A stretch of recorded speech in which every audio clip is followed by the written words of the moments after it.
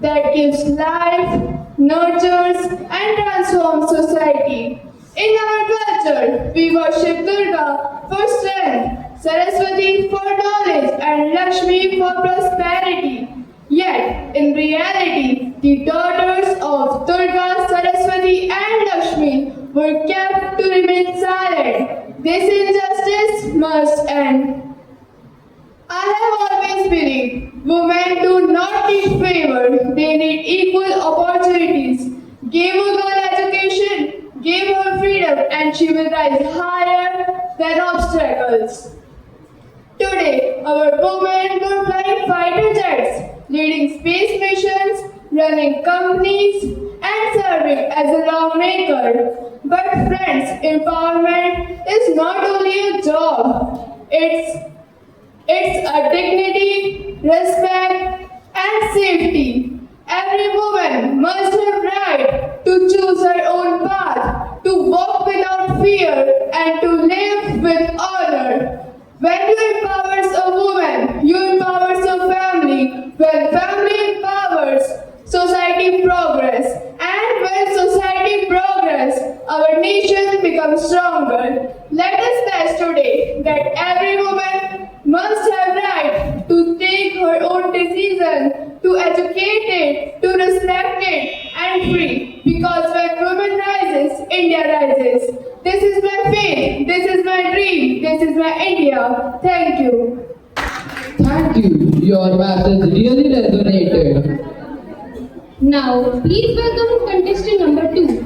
Reverend Father Principal, Reverend Father Vice Principal, esteemed judges, and my fellow Anselmites. Today, I, Punya Gupta, stand in front of you all to deliver the last speech of India's First Lady Prime Minister, Srimati Indira Gandhi, which she had delivered on 30 October 1984, and the next day she was assassinated in Delhi. Friends, brothers, and sisters, I have come here not as your Prime Minister, but as a daughter of India, one among you who has lived through her struggles and shared her views. From the Himalayas in the north to the seas in the south, from the deserts of the west to the forests of the east, the story of India is a story of sacrifice, courage, and hope. We have faced poverty, hunger, and foreign domination, but each time India has risen with greater strength. Our freedom was not gifted to us. It was won with sweat and blood. And it is the same spirit of sacrifice that must continue to guide us. Today, the world is watching India.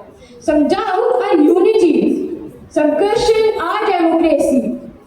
But I tell you with faith, this nation of a billion hearts beats as one. The strength of the India lies not in the weapons we possess, but in the courage of a people, in the determination of a youth, and in the wisdom of our ancient culture. I do not care whether I live or die. I have no desire for a long life. What I desire is that India should live, that India should remain united, and that her people should walk forward with dignity. I shall continue to serve till my last breath. Yes, there are dangers ahead. There are those who spread hatred and division. But remember, no power on earth can break India's spirit if her people remain united. This is my pledge to my brothers and sisters. Let us stand together, all Indians as one, Hindus, Muslims, Sikhs, and Christians with one destiny. Let us work with discipline, with courage, and with love for our motherland. So, I am here today, I may not be here tomorrow. But India should live and the peoples remain united. Jai Hind. Thank you. That was an excellent speech. Next up, we have contestant number 3. Winston Churchill's The Finest Hour is a historic speech delivered to the House of Commons on June 18, 1940, during the critical and perilous moment in World War II. Good morning, respected Father Principal, esteemed judges, teachers, and all my dear friends. Today, I am here to represent Winston Churchill, who was the Prime Minister of United Kingdom in 1940s. Mr. Speaker, in a disastrous military event which have happened during the past fortnight, have not come to me with any sense of surprise. Indeed, I indicated a fortnight ago, and courage echoed to the House. The Best Possibility Group and I have made it perfectly clear that whatever happened in France would make no difference to the Britain and the British Empire to fight on. If necessary, for years. If necessary, alone. I thought right upon this occasion to give the House and the country some indication of the solid practical ground upon which to base our inflexible resolve to continue the war. There are a good many people who say, never mind. We know, seeker who better die and submit to tyranny and such a theory. And I do not disassociate myself from them. But I assure them that the professional advisors of the three services have unitedly advised that we should carry on the war and that there are good and reasonable hopes of the final victory. We have consulted and informed the self-governing dominion, these great communities far beyond the oceans, which have been built upon our laws and our civilization. And you're absolutely free to choose their course, but they're absolutely devoted towards the ancient motherland. And you feel themselves inspired with the same emotion, which led me to stake our all upon duty and honor. We do not yet know what will happen from now, whether the French resistance will be prolonged to the France and French Empire east or not. The British government were whispering away great opportunities and casting adrift their future. If they do not continue the war in accordance for the treaty obligation, we shall not be able to felt release. Thank you. You completely brought that character between us. Let's now welcome contestant number 4. Can be lost by taking time. This wonderful line is said by Abraham Lincoln, who was the 16th President of the United States and one of the great American leaders who was born on 12 February 1809. Good morning, respected Father Principal, teachers, esteemed judges, and all my fellow Anselmites present here. Today, I am here to deliver the famous speech of Abraham Lincoln delivered by him on 19 November 1863. 7 years ago, our father brought forth on this continent a new nation conceived in liberty, and so dedicated to the proposition that all men are created equal. Now we are engaged in a great civil war, testing whether that all nation or any other nation so dedicated and so conceived can long endure. We are met on a large battlefield of that war. We have came to dedicate a portion of that field as a final resting place for those who here gave their lives that nation might live. It is altogether fitting and proper that we should do this, but in a larger sense. We cannot dedicate, we cannot concentrate, we cannot hallow this ground. The brave men, living and dead, who struggled there, have consecrated it. Far above our poor power to add or detract. The world will little know, not long remember what we say here, but it can never forget what they did there. Thank you. You were so powerful on stage. The stage is now ready for contestant number 6. Father Principals, teachers, and my dear fellow friends. Today, I'm here to deliver famous speech of Steve Jobs.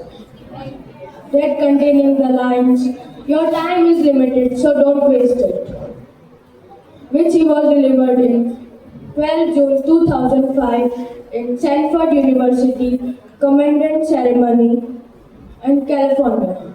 Today, I want to tell you 3 stories from my life. The first is about connecting dots. I dropped out of college after 6 months, but continued attending classes that interested me. One day, I attended a calligraphy class that seemed significant at time, but 10 years later, when we were designing Macintosh computer, it all come back to me. That beautiful topography and the proportionally spaced font. You can't connect dots while looking forward. You only connect them looking backward. The second story is about love and loss. Getting fired from Apple was the best thing that ever happened with me. I was 30 years old and I lost my job. But something inside me said, this is okay. But I don't know what is going to do. But I know it would work and I did it. Sometimes life hits you in the head with the brick you don't lose hope. It's often that setbacks that lead to the greatest success. Third story is about death. When I was 17 years old, I read a quote that said, if you live your each day as it were your last, someday you will be right. It made an impression on me.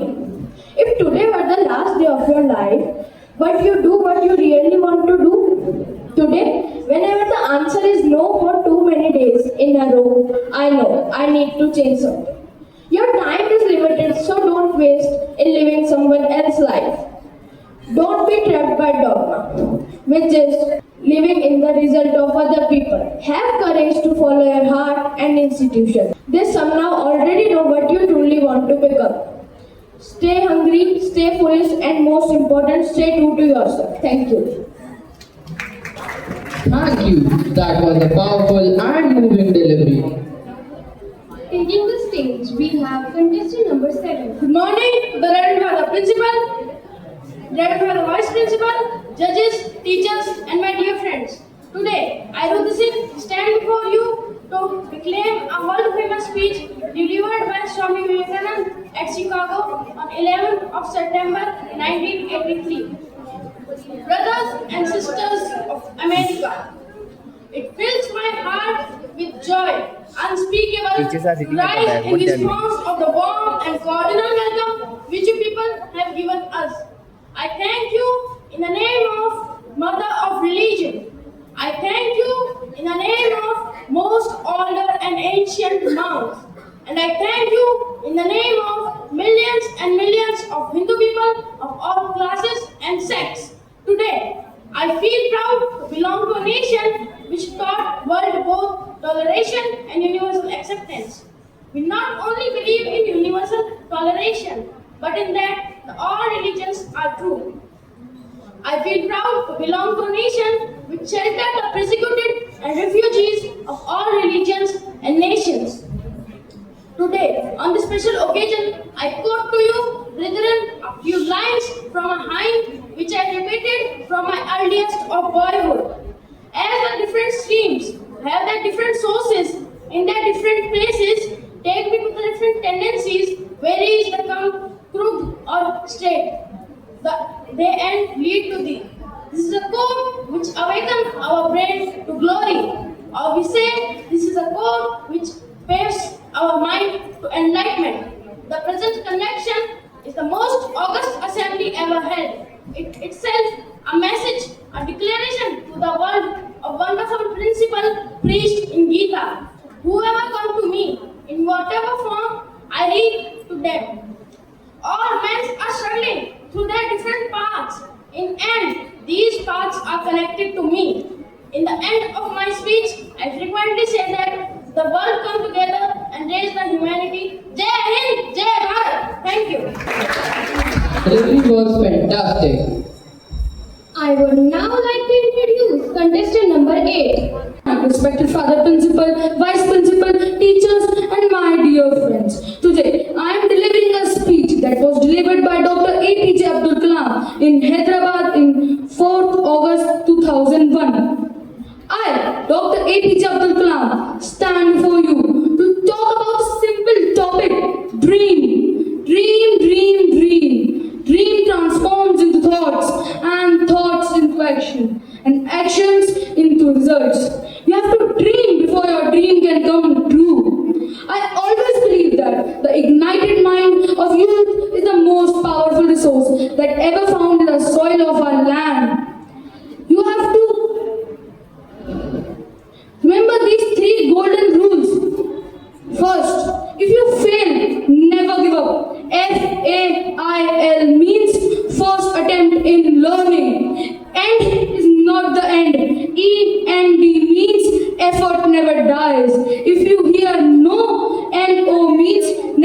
opportunity. So don't be afraid of failure, but be afraid of not trying. I dream of an India where everyone is confident, creative, and encouraged. I dream of an India where everyone transforms ourselves into a developed nation by the power of knowledge and character.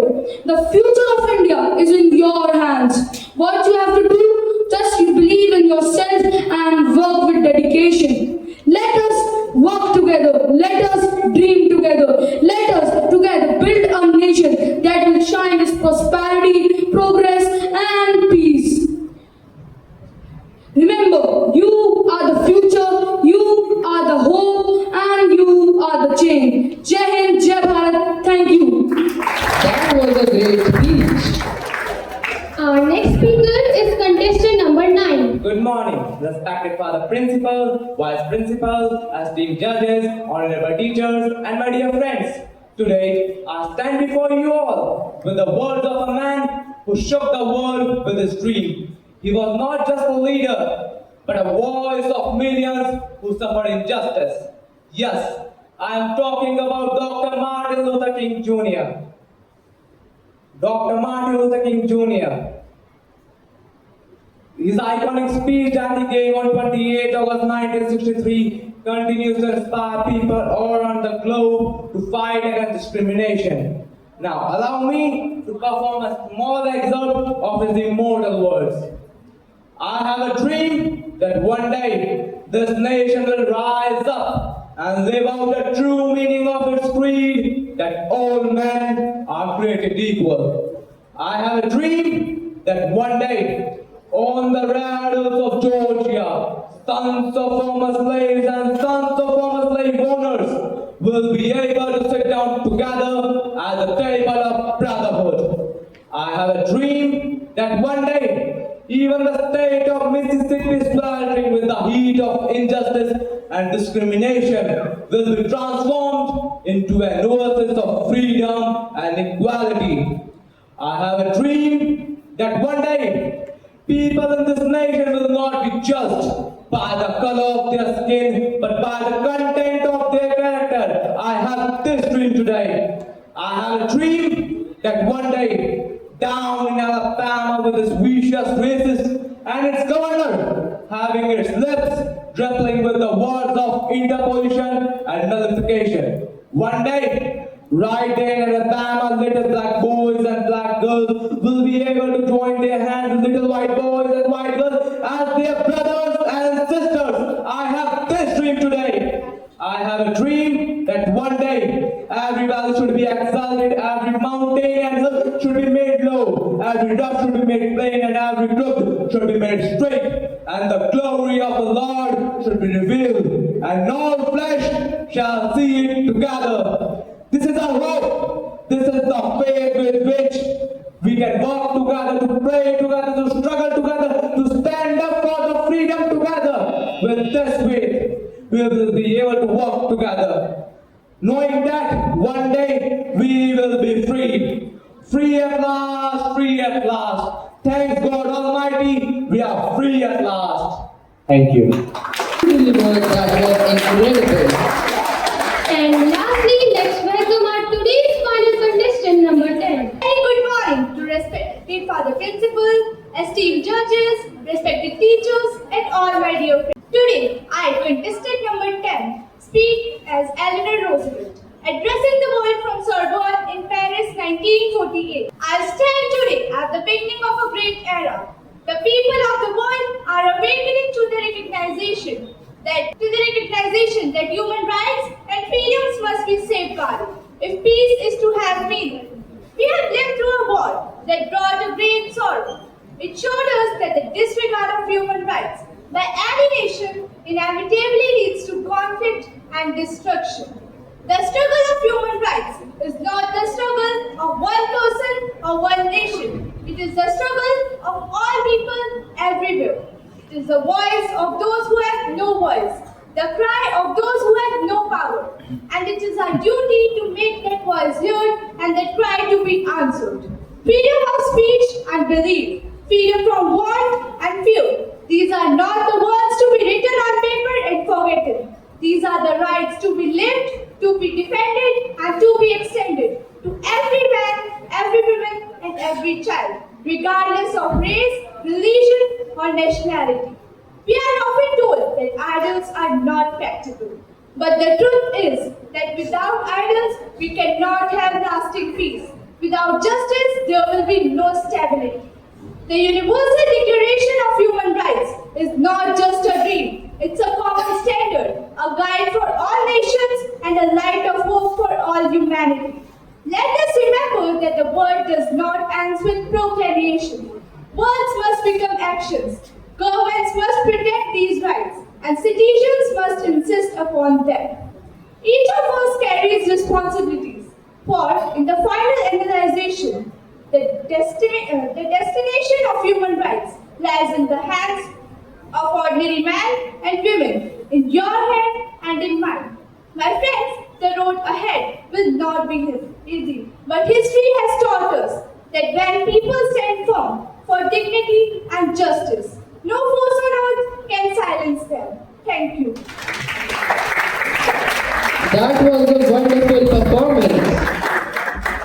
What an extraordinary morning this has been. Our contestants spoke with courage, clarity, and confidence today. Every single of them is a winner. I would now like to invite our esteemed judge Shraddha Basti ma'am to the stage to share her valuable insights on the impressive declamations. Good morning, everyone, and thank you so much for having me here.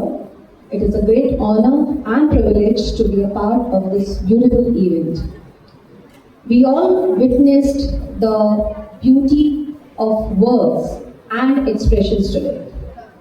These kind of competitions are essential for enhancing the leadership skills, the communicative skills, and the confidence of the children. And I'm really glad that I could see all in the children. They all were well prepared, I must say. There were a few flaws, maybe just because they are, small children, they are learning. But then they all were really good. And I really appreciate the teachers also and the students for their hard work. Congratulations to all the participants. May the best one win. And thank you so much. Thank you, ma'am, for your thoughtful words. And now, we'd be honored to have our second judge, Mukesh Kumar Meena sir, to please come forward and share a few words with us. Morning, Father Principal, dear staff members, esteemed participants, and dear students. It was a wonderful display of declamation here.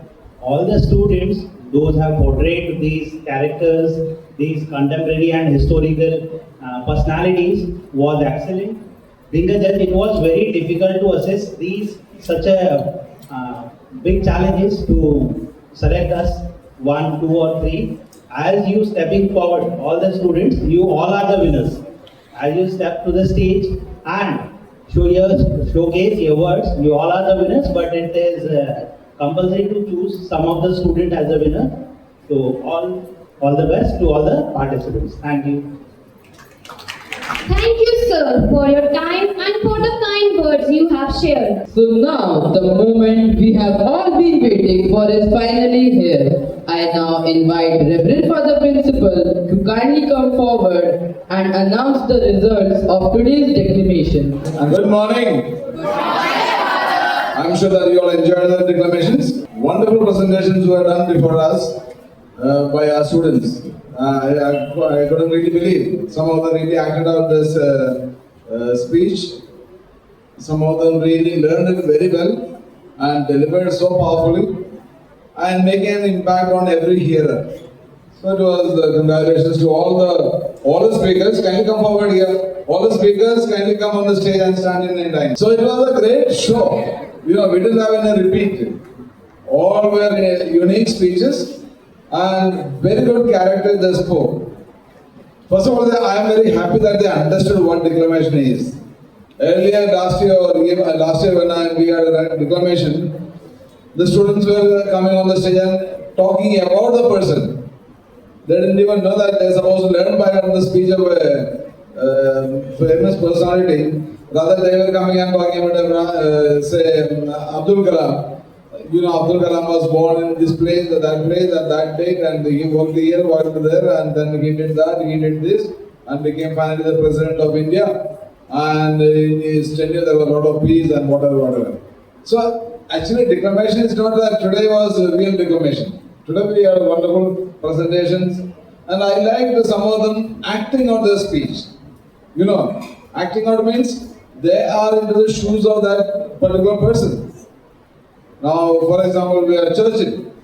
See, the Churchill talking in the accent of that the person talking just like Churchill. The accent, the style, and it is an acting out. Then we had Martin Luther Jr. Martin Luther King Jr. You know, with so much fire and excitement, he really spoke so well. And made everybody believe, yes, this is really Martin Luther Jr. talking. So that is the way declamations are done, and I like to congratulate every one of you for your presentations. Now do not bother whether you win the prize or don't win a prize, that is not important. All can win a prize. There is only 3 prizes, first, second, third. So that should never be a criteria for your talent. You are talented, you had a wonderful memory, and you learn by heart the speeches well, and you acted out the speeches well. So let's put our hands together for all of them for their hard work and talent. Congratulations to you all. So here we have the results. So the third prize is going to Tanuj Kandaiwal. Congratulations, Tanuj. And the second prize going to VIII.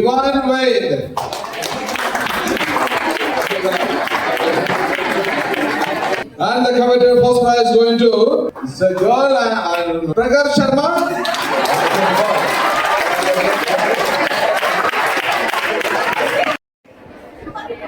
Congratulations to all the winners, and remember, participation itself is a victory because every attempt polishes our confidence and skills.